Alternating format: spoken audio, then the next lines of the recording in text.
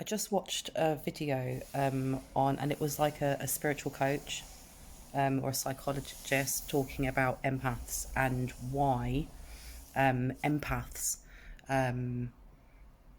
why they always feel like crap and why they don't like being around people. And what she said, it resonated, but I feel like she's missing out on certain things.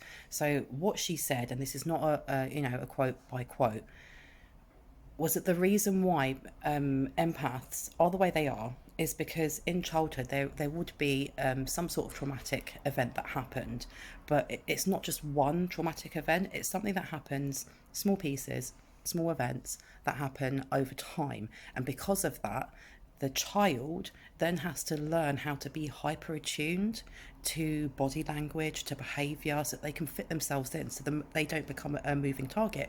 And I agree with this. And I know from my own experiences from childhood that, you do become very hyper attuned to how people behave, their emotions. The thing is that she missed out. And I think that a lot of psychologists, they don't realize that there's more to being an empath than just how you read other people's body language. And for many empaths, and I don't speak for all, but I can go by my own personal experience, that empaths are also intuitives, and being an intuitive is being able to read energy. And that's the difference, and that's what this person missed out. Because you can have, and for me there are two different types of empaths. You have the disempowered empath and you have the empowered empath. And the difference is it's very much to do with boundaries, and it's very much to do with how much work you put in to heal the layers of trauma that have built up and kind of been encouraged by certain behavior as you meet other people through your life. So for example, if you have a parental figure, or you have a sibling, or you have somebody that portrays or displays certain behavior, as somebody who is an empath, and that's the thing, I don't agree that you are created into an empath. I think it's both. I think there's nature and nurture, because some people just aren't empathic, and they may have had traumatic experiences, but they're just not empathic. Instead, they just closed down and they looked after themselves. Whereas other people can go through traumatic experiences and they do close down, but they're still very aware of how other people interact with each other and how they fit in.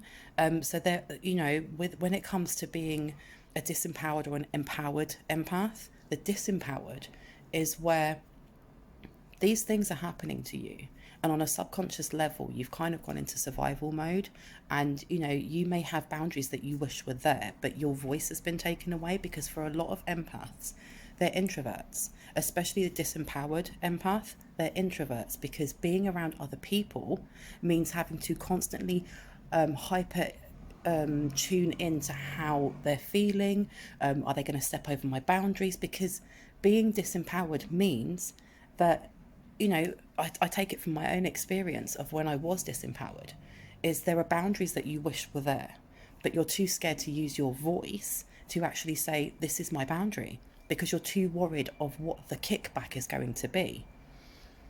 The difference between being disempowered and empowered is the minute that you sit down and go, do you know what? This is my pain. This is my pain. This is my pain. This is my pain. Why is it still so painful? It's the minute that you start peeling back those layers, all of those layers of trauma. And you've got to remember that if something happened in childhood, it's going to affect you as an adult unless you heal it. And healing can be really painful. It can take a really long time. If you don't do it, it means that you're still sitting in the same stagnant energy from when you were a child, when you felt disempowered. And every time that somebody reminds you of that event, or somebody says something that reminds you of that event, you're going to be triggered, and that pain's going to be triggered. That shadow aspect of your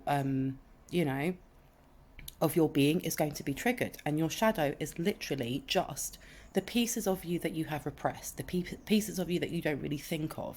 It's the pieces of you that, at times felt humiliated, or made to feel small, or made to feel like you weren't good enough.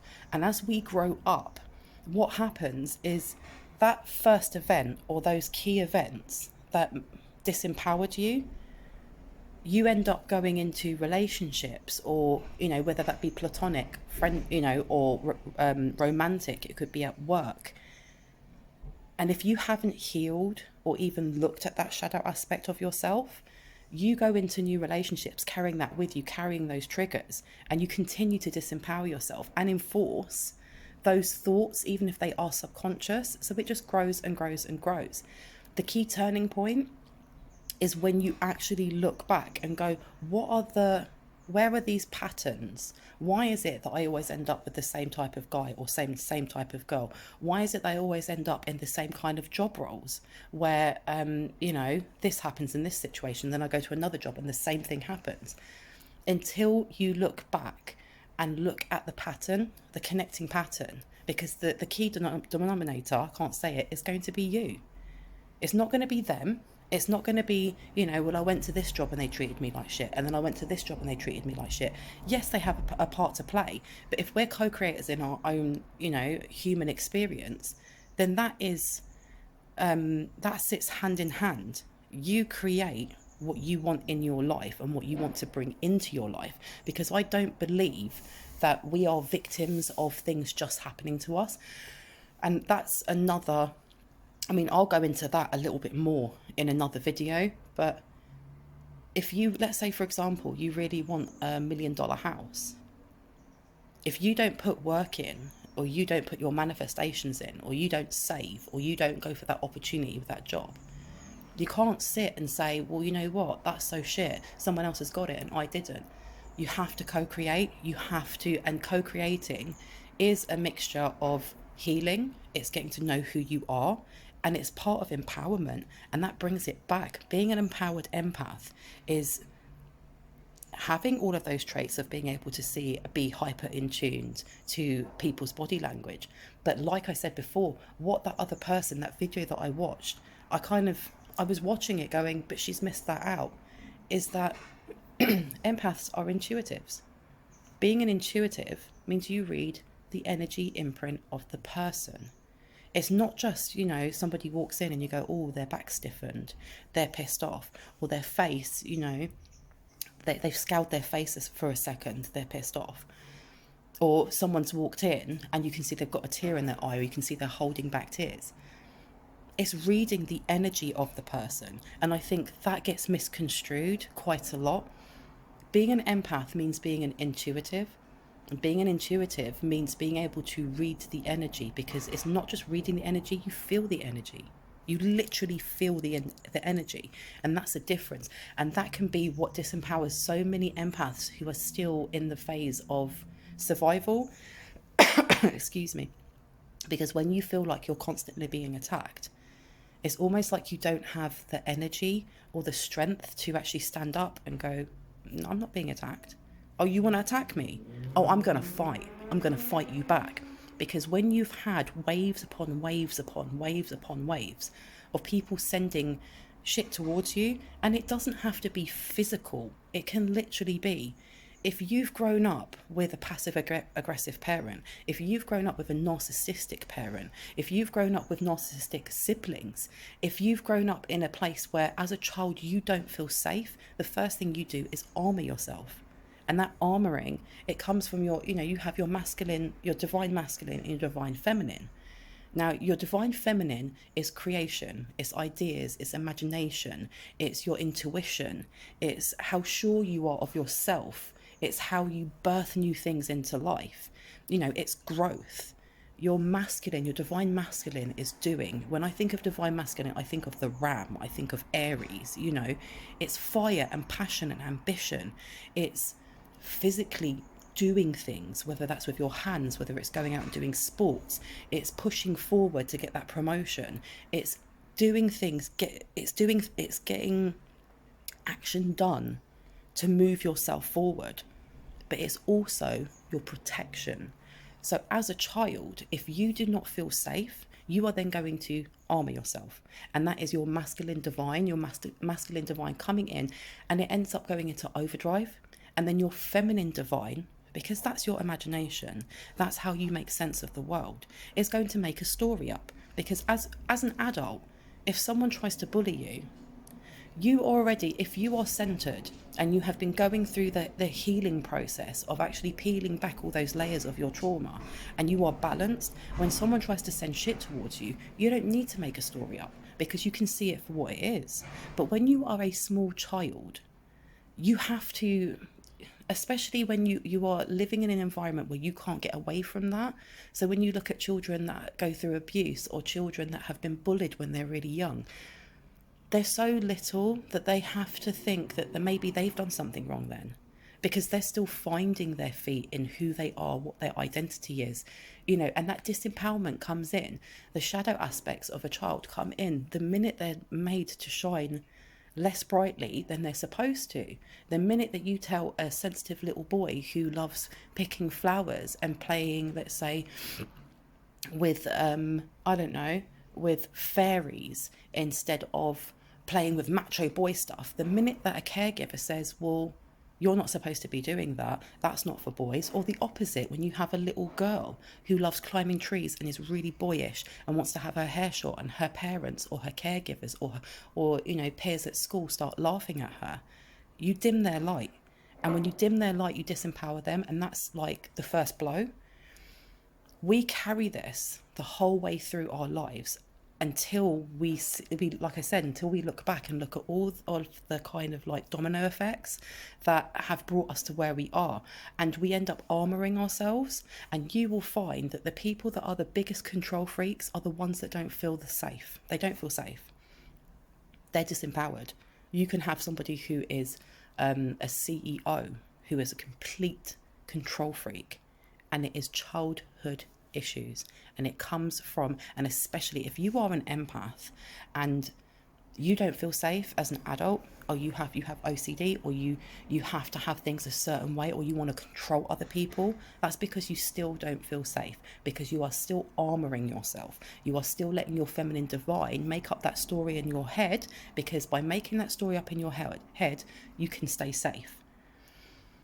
But the minute that you actually address these and go, but why do I not feel safe now as an adult? I'm no longer in that experience. The minute that you actually start reflecting back and looking in the mirror, and you can, physically or mentally or spiritually, and going, okay, these are the reasons why this has happened. I need to peel this back. I need to peel that back. That's when you go from a disempowered empath to an empowered empath. Because empowered empaths, they know what their pain is. They honour it. Like I class myself as an empowered empath because I am intuitive. I can read other people's energy. And if I don't like what I'm feeling, I release that and I switch it off. And that's the other thing. That is like the myth that if you are an empath, you're just a sponge and you just have to take what other people are throwing towards you. You don't have to. You literally don't have to. And that's something that they do not tell and they do not teach. You do not have to carry other people's emotional baggage. You don't have to. I remember listening to a well-known like spiritual advisor on YouTube, and I won't say the person's name, but it was like a light bulb went on when she said this to me. She said, well, not, it wasn't to me, but it felt like it was to me. But she said, kind of imagine that an empath, a disempowered empath, is, or just an empath. An empath is like a screen door, and people who aren't empaths are just wooden doors. So the person who is the wooden door, rain can hit on it, there can be thunder outside, there can be people banging on the door, let me in, there can be, all the rest of this. Nothing gets through. And then you have the empaths. And empaths are like screen doors, so they'll stop some of the rain coming in, they'll stop leaves coming in. If someone hits it, it might make a dent, but some of the stuff still comes through as a filter. But it doesn't mean that you can't reinforce that and slide over the glass door. You can't actually have your wooden door that goes in front. We're made to feel like if you're an empath, you have to take all of that and ground that. Because that's one thing as an empath, whether you are disempowered or empowered, grounding is key. And when I say grounding, it's meditation, it's yoga, it's walking outside in nature. Even if it's just to sit outside your house because you don't have a garden, get outside, take some deep breaths. You need to start grounding yourself, because what happens is that we end up having so many things that we have to do in the day that we forget to take time for ourselves, our mental health, our emotional health, our physical health, our spiritual health. And even if it's as much as just taking 5 minutes to have a hot bath, where you get 5 minutes to yourself, where you get to switch off, you need to ground. Grounding is so important. It's so important.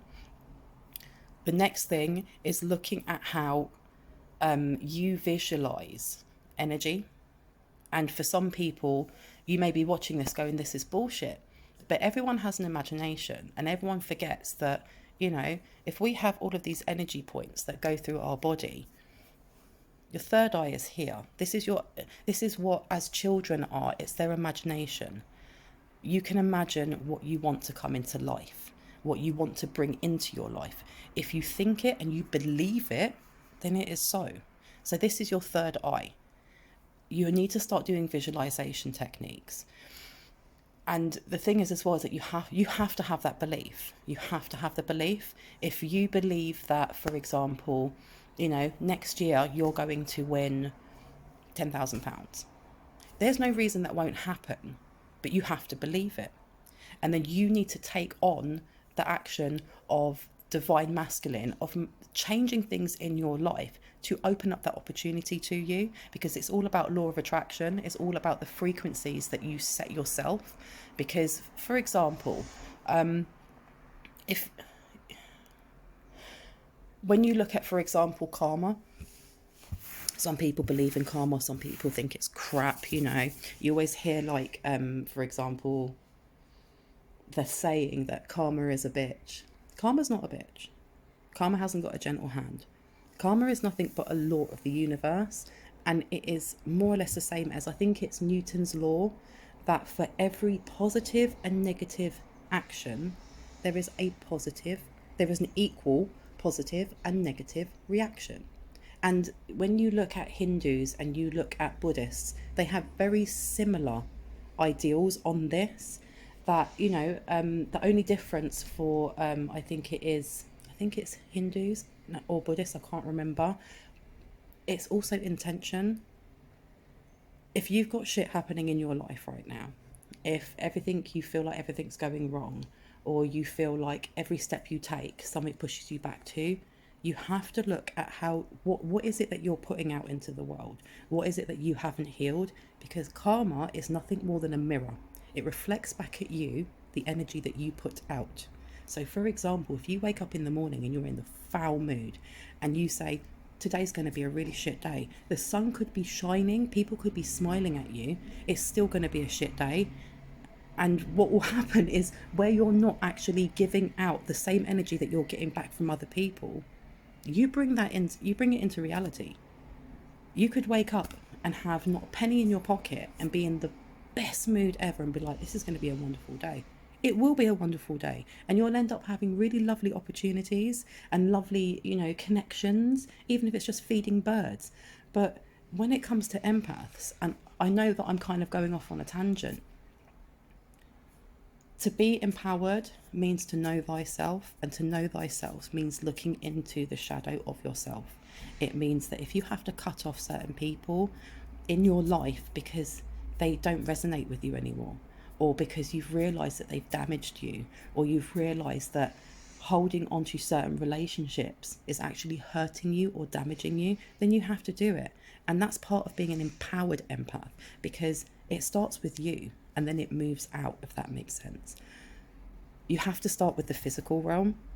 So if you're in a job that you fucking hate, and you've been trapped, or you feel like you've been trapped in that job for a certain amount of time, for years and years, or, you know, you're worried that you'll never get another job, of course you'll get another job. Of course you will, because that comes down to worthiness. Why wouldn't you get another job? If you're not happy in your job, start looking for another one. If it means taking less pay, if it means being unemployed for a while and getting, you know, benefits until you find what actually resonates with you, do it. Take that leap of faith, because the minute you take that leap of faith, you go from being disempowered to being empowered.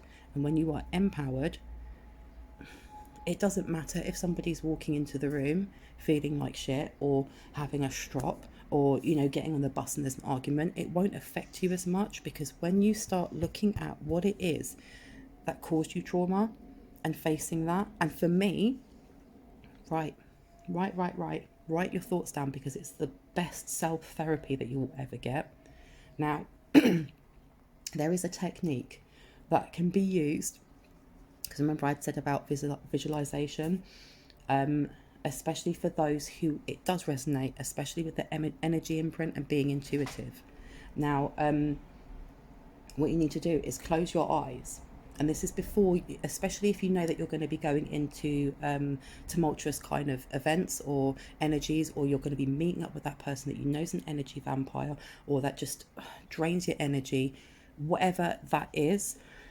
Close your eyes and imagine that the entirety of your body is made of fire. Not that you're on fire, you are the fire. You are a living, breathing flame. The entirety, it can be any colour that you need it to be. And then I want you to imagine the other person. If there's a specific person that you have in mind, if it's a specific event, if it's that you have to get up and talk in front of a load of people, whatever it is, it can be a person, place, time, memory, whatever.